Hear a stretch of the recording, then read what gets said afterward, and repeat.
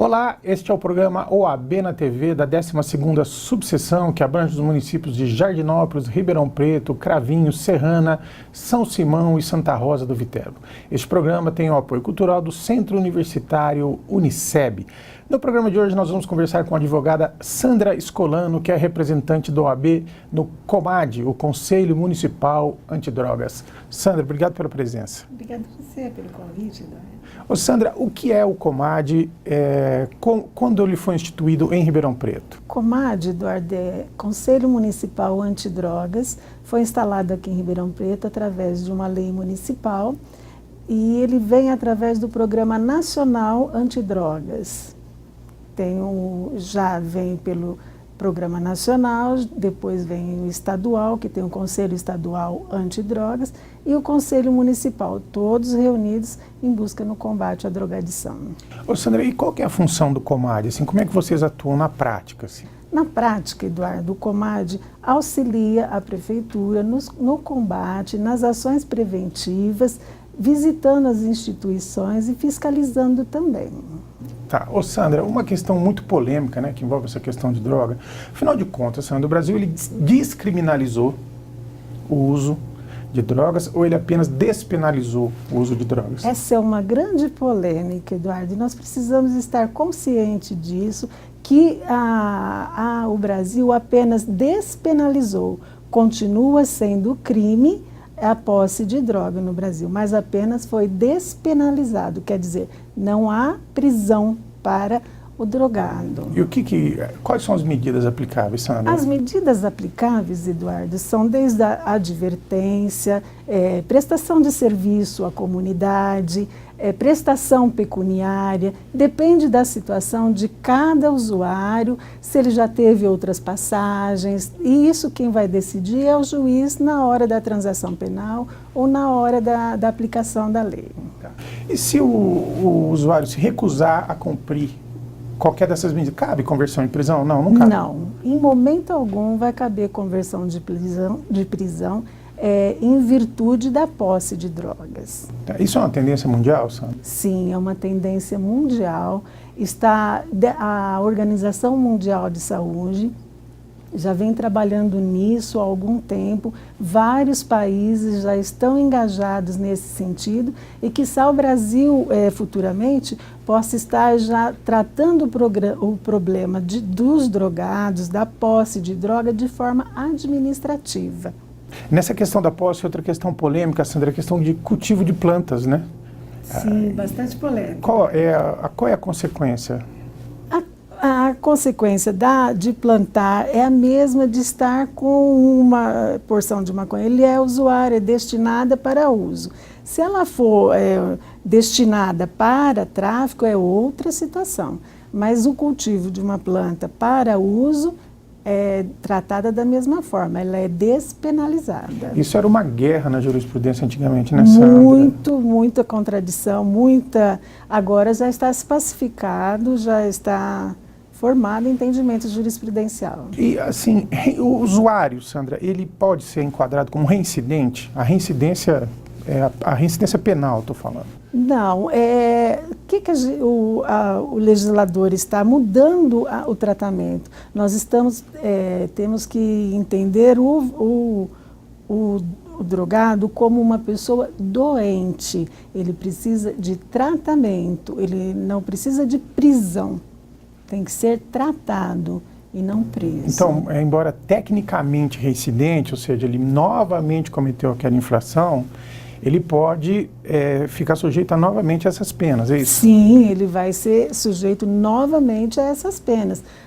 Pode fazer uma nova transação penal? Pode fazer uma nova transação penal, ele pode ser aplicado pena de multa. Inclusive, dentre as aplicações, ele pode ser mandado para algumas instituições para fazer algum curso relativo a isso, alguns entendimentos, tudo voltado para prevenir essa situação de droga. Então vamos esclarecer, porque é uma confusão também. Quer dizer, isso não quer dizer que a polícia não deva fiscalizar e reprimir o uso de drogas, não é isso? Isso, Eduardo. Porque a PM que ela faz? Qual é a conduta agora que tem que ser quando ela pega alguém usando drogas? A função da PM é prevenir. Se ela vê, ela é preventiva. Se ela ver um drogado, ela tem que pegá-lo, levá-lo a uma delegacia de polícia, onde será elaborado um termo circunstanciado. Não existe a prisão dele, mas ele é levado a uma delegacia, onde será feito um termo circunstanciado, relatando tudo o que aconteceu, depois será encaminhado para o fórum, onde será tomadas as medidas cabíveis, onde o promotor e o juiz vão atuar oferecendo as medidas cabíveis, que é aquelas que nós já discutimos. E isso no âmbito do juizado especial criminal, né? Juizado especial criminal. Bom, Sandra, vamos entrar nessa questão também que eu acho que é importante, que é do tratamento, né? Como tratar o usuário de drogas, Sandra? Então, o Estado está inovando, o usuário de droga está sendo tratado como um doente, um dependente e não como um criminoso. Então, na busca deste caminho, que inclusive foi implementado e orientado pela Organização Mundial de Saúde, nós temos as internações, que podem ser as compulsórias, as internações pessoais, que a pessoa mesma pede, as casas, comunidades terapêuticas. Esses são os tratamentos que no momento estão sendo destinados aos dependentes químicos. O CAPS-AD, procurar os psicólogos, terapia, apoio familiar. É uma doença que a gente agora está entendendo que envolve toda a sociedade, então todos precisam estar juntos trabalhando nessa situação. E o Estado tem colaborado, no seu entender, Sandra? O Estado tem desenvolvido problemas. E quando eu falo Estado, é o governo estadual, federal, municipal? Sim, Eduardo, isso é uma inovação, realmente. O Estado tem começado agora, estão caminhando, tem situações já em São Paulo que estão iniciando num programa onde foi feito um acordo entre a Justiça, o Ministério Público, Defensoria, inclusive a OAB presente, que eles se reúnem todos, ficam de plantão, até para estar em alguma situação de risco, fazendo a internação compulsória de algumas pessoas que estão na situação da drogadição. Existe o Bolsa Crack não existe, né, Sandra? Isso é uma distorção, né, desse programa? É uma distorção que a gente precisa estar bem consciente disso. É um programa ótimo do governo que se chama Crack, é possível vencer. É um programa do governo estadual, né, que Ribeirão Preto foi contemplado como um projeto piloto, onde nós temos 8 vagas para esse projeto piloto, já contemplado com 7 pacientes em tratamento. O que é esse programa? Esse programa, a pessoa ela é tratada de uma maneira integral.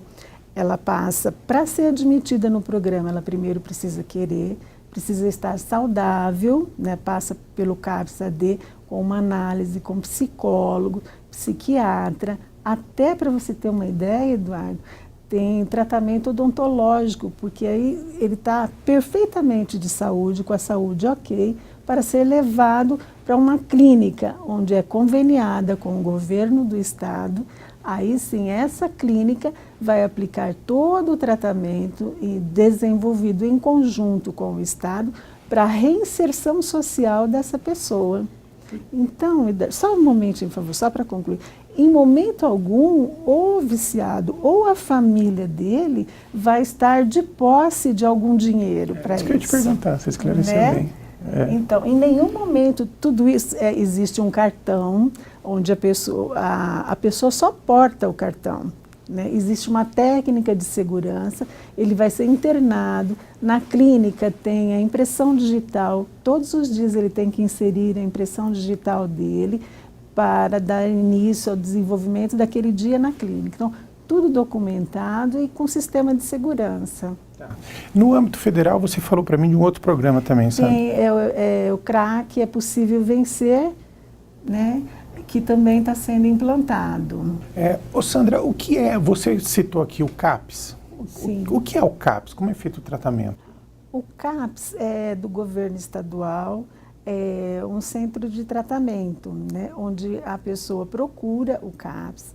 Lá ele vai ser passado por um psicólogo, pelos assistentes sociais, e lá ele vai receber todo um tratamento. Mas esse tratamento, Eduardo, ele é a nível ambulatorial. Ele passa, faz esse tratamento no dia e no mesmo dia ele retorna para casa. Aí tem os retornos dele, feito um acompanhamento, inclusive com os familiares também. O que é exatamente a internação involuntária? A internação involuntária, Eduardo, é quando uma pessoa precisa dessa internação, mas ela não está consciente, não tem condições de se posicionar sobre isso. Então, os familiares ou os responsáveis legais fazem uma solicitação para o médico que faça essa internação, que aí a gente chama de internação involuntária. Feito essa internação, a clínica ou hospital que receber tem 48 horas para comunicar ao Ministério Público ou o Judiciário, informando que aquela pessoa está internada e as condições dela. Isso, Eduardo, para evitar cárcere privado, né? Tem que passar pela fiscalização da justiça, né? Isso, tudo sobre a fiscalização da justiça para que evitarmos a situação de cárcere privado, né? Bom, nós vamos para um rápido intervalo, nós já voltamos.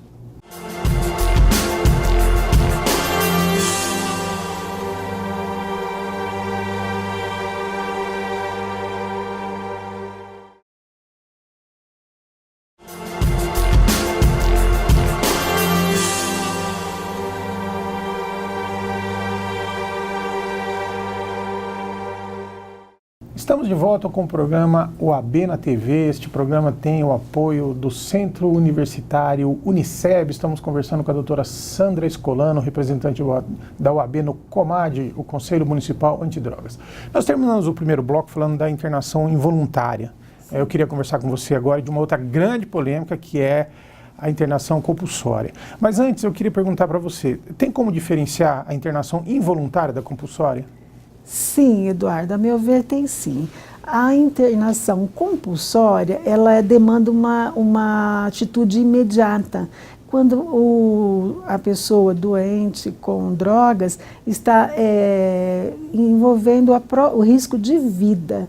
Um grande exemplo disso seriam nessas cracolândias, chamadas cracolândias, a situação onde a gente pode estar encontrando uma grávida, já em estado avançado de gravidez, em uso de drogas e apresentando até convulsões ou situações assim. Então vai ser feita uma internação compulsória e obrigatória nela, para inclusive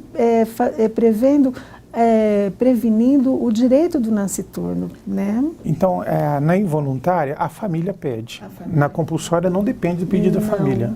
Não depende. Tá.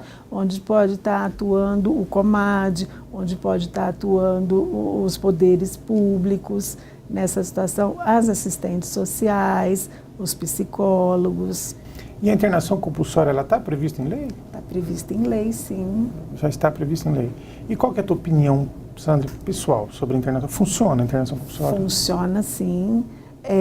Temos, inclusive, clínicas que têm a aceitação da internação compulsória, né? Ela está prevista em lei e ela funciona. E é necessária em dados momentos, principalmente quando a pessoa pode estar em risco iminente de morte, Eduardo. Então, há que se intervir para que seja resguardada a vida dessa pessoa naquele momento, até que ela recobre pelo menos um pouco a sua consciência e volte ao seu estado normal. Dali, tomar uma decisão um pouco mais embasada, né? Mas se a internação compulsória já está prevista em lei, esses programas que o Estado quer implantar agora, qual é a diferença que você vê nessa? Então, ela está prevista em lei, mas ela é a exceção, né? O caminho a seguir seria a pessoa procurar... Não vai ser regra a compulsória, né? Não é regra, em momento algum.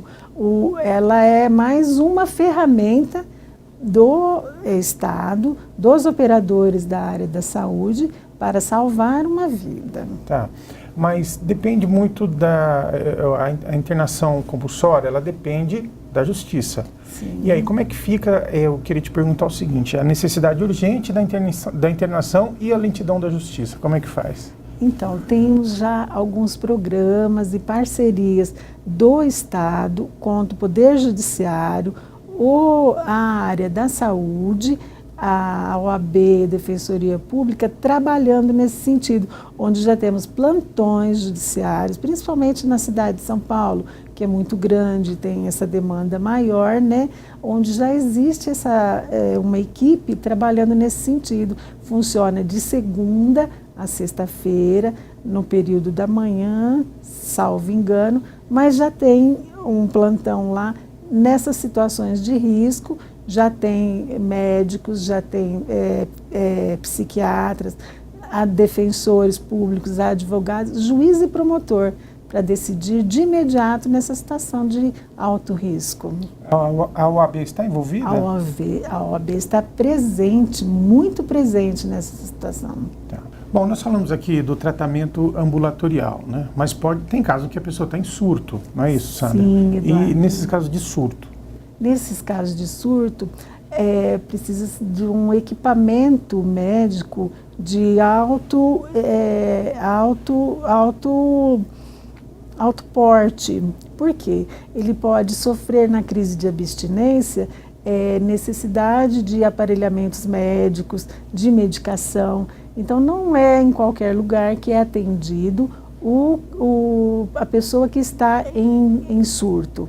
A pessoa que está em surto, ela é levada para um hospital e lá ela é tratada.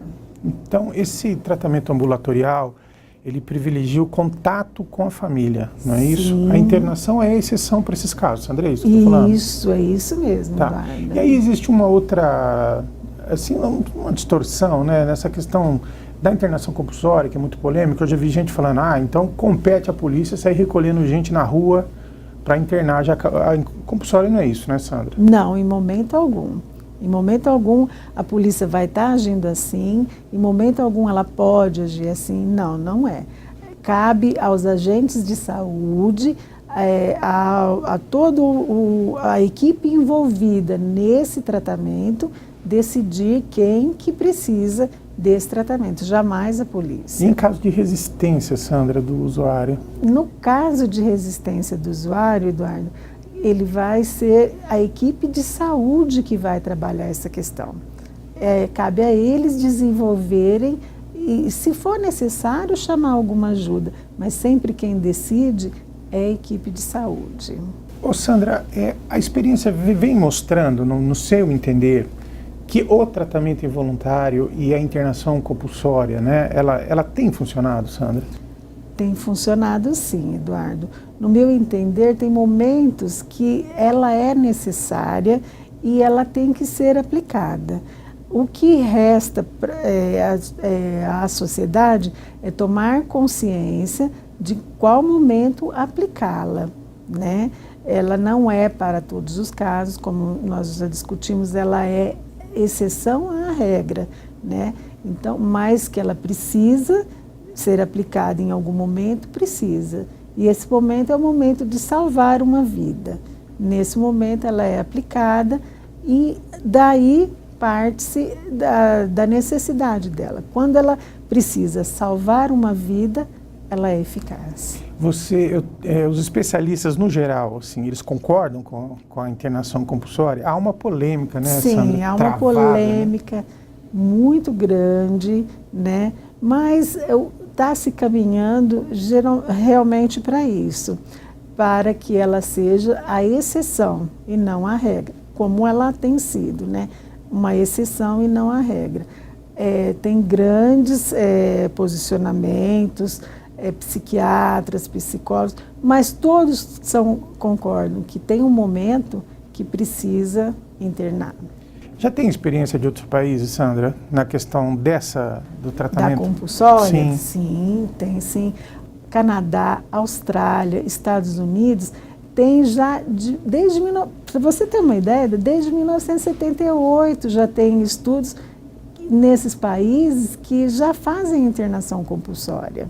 Então, desde 78 lá já existe, já aplicam. A Organização Mundial de Saúde também prevê essa internação. Então, já tem funcionado em alguns países já há algumas décadas. Nós precisamos encarar isso como uma das soluções para o nosso problema e seguir em frente nesse caminho. E a ONU, ela aprova? A ONU aprova também, tudo embasado, tudo dirigido nas resoluções da ONU, dos conselhos de saúde, dos conselhos de medicina, tudo está previsto na lei. Sandra, nós estamos vendo uma tendência também de liberação da maconha, descriminalização da maconha. Nós temos aqui o nosso vizinho Uruguai e vários estados lá dos Estados Unidos que estão descriminalizando o uso de maconha. Eu queria saber a tua opinião pessoal a respeito disso, Sandra. Ok. A minha opinião pessoal, nesse caso, a minha opinião pessoal, eu sou contra essa situação da liberação da maconha, Eduardo. Porque, veja, nós já temos 2 drogas que são legalizadas.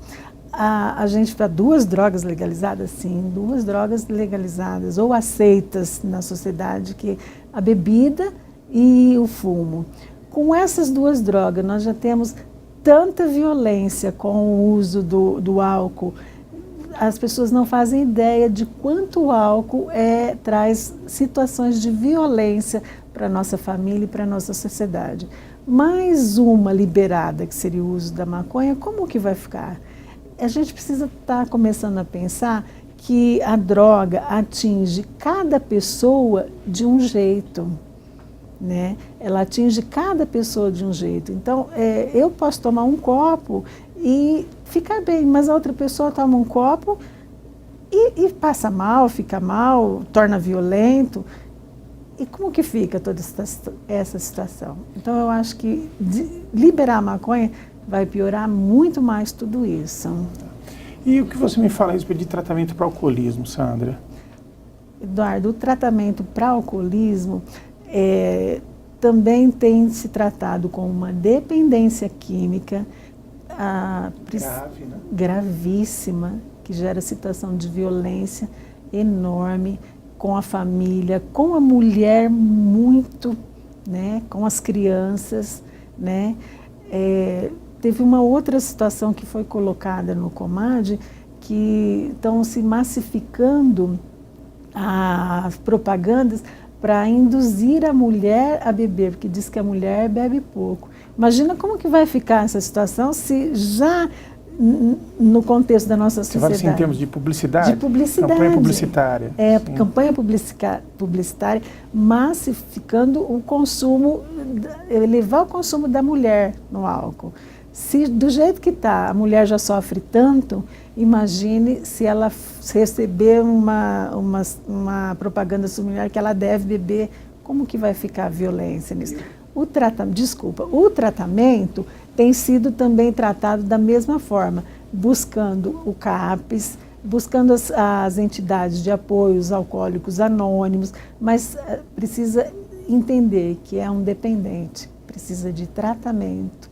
E os efeitos no trânsito a gente vê quase toda semana, né, Sandra? Toda semana. É muito, muito violento, fim de semana, e a fiscalização tem ficado perdida nessas situações, né? Certo. Ô, Sandra, você estava falando para mim que o COMAD soltou uma cartilha agora, é isso? Isso, Eduardo. O COMAD lançou uma cartilha de prevenção. Uma das funções do COMAD é trabalhar a prevenção do uso de drogas, né? Então, fizemos uma cartilha, vamos rodar essa cartilha, né? E nessa cartilha a gente está explicando quais as drogas, o que são essas drogas, as situações de violência e uma coisa nova, estamos dando o endereço dos locais para o tratamento, para buscar ajuda, né? Para o tratamento. Essa ajuda vai para o familiar também, porque o primeiro a procurar, Eduardo, é o familiar. Né? Uma situação interessante, que o primeiro a procurar ajuda é o familiar. É o familiar e não o usuário em si, né? E não o usuário em si. Certo. Bom, Sandra, de tudo que você falou para a gente aqui, fica claro que para um problema tão complexo não existe solução fácil, né? Queria te agradecer muito por vir ao nosso programa, tá? Prestar esses esclarecimentos. Queria abrir para você fazer as suas considerações finais. Eduardo, eu é que agradeço o convite, me sinto muito honrada de estar representando a OAB no Conselho Municipal Antidrogas.